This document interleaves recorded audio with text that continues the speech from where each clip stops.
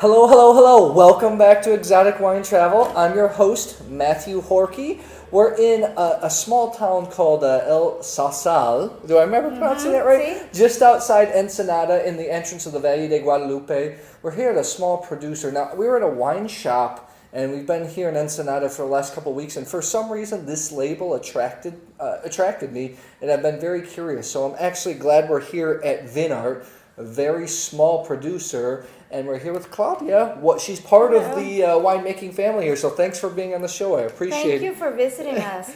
It's very important for us, for people like you, to visit us and get to know the very small production and the producers that we have here in Baja that are sometimes the best ones because we have a very small production that we can really take care of and nurture from the beginning, as we're tasting right now some of the red wines that we have, and in this case the Temple. Yeah, well, we'll taste it again. I want to ask, when you say small production, because it's all in Baja, besides a couple big producers, most of the producers are small. What is your annual production here? Well, our annual production can go from 300 cases to 800 cases per year.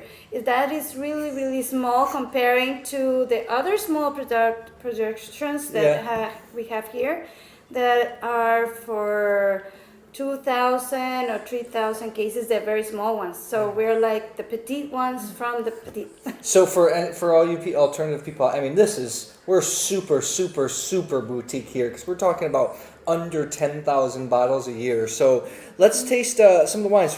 So they have a wide selection here. A couple of them, the Cielo Tierra from 2008 and the Temple from 2010 won gold medals at the AWC Vienna competition. This is what we're tasting. This is the Temple from 2010. This has spent, I think, Claudia, you said at least 16 months in At least 16 months. But new, American, French, and second use. That's right. And it is Cabernet Sauvignon, Merlot, Syrah, and Petit Verdot, which we don't see a lot of in the valley. So tell me, let's give this a little bit of a smell, a little bit of a taste. These two, the Cielo Tierra, the Petit Verdot, even the Ovallo, which is all Dolcetto, which you don't see much in the valley, have all been really nice because in Mexico the wines can get sometimes too oaky, too big, and your wines are more elegant. So what would you describe the nose on this one as? Well, here we can find that in Temple or in Cielo Tierra you can find wines that are very well balanced, matured in a very elegant way. You can feel in the nose they are very rich and powerful aromas. Yeah, Shireen, what did you pick up on? You had good stuff too about. You want to taste smell the Temple? These aren't balanced wines just for Mexico. I think that they're balanced wines in general. I'm picking up on this a lot. Some red fruit. The Temple. What do you pick up on that? Bun butter, juniper, peppercorns, white chili. Cherry, blueberry. Yeah, the juniper, you said a little bit of the peppercorn, the chili, I definitely pick up on that. Yes, it is a very spicy wine. It is. It's Though you can find that it's really balanced and elegant at the same time, and it goes excellent with pairing with Mexican cuisine, which is very strong in spices. So it goes splendid with that. The food here is awesome, by the way. Shireen Sí. gets excited every day. You know, the Cielo Tierra and the Temple were both good, very good, and they were just both so different.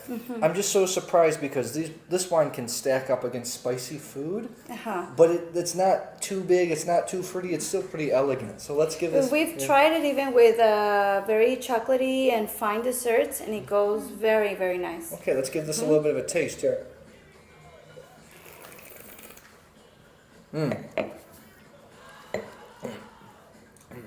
I get a lot of like Bordeaux Cabernet, not California Cabernet, Bordeaux Cabernet.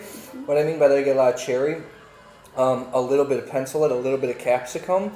But it's spicy. I'll get a touch of white pepper. Anything else that you really enjoy about that? Well, actually, you're correct because this area of Baja has very similar characteristics from the Bordeaux region.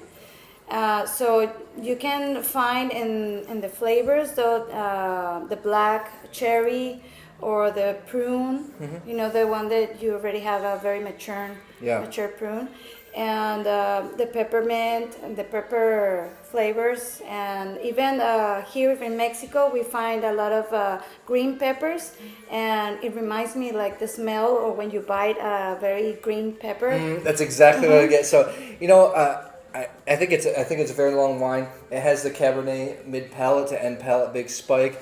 I think these are excellent wines. I mean, the template for me, I'm a vino account. I'm going to put somewhere in the 4.2, 4.3 range. I think it's a very good wine. Shireen, do you have anything to add on to these wines? No, I agree with what Claudia said. Yeah. Just a lot of peppermint and a lot of Yeah. good wine. Anything else you want to say about Vinart before? Oh, I want to ask one last thing. The attractive art labels. Where do those things come from? Well, all the art from Vinart is actually a marriage between wine and art, because my mom is the artist that makes all the paintings that we use for the labels, and my dad is the winemaker. So actually, it's just that perfect match for the wines and the art. I think that's awesome. Everything's in the. Yeah, all you guys are together, and wine keeps families together. Food, family, Excellent, culture.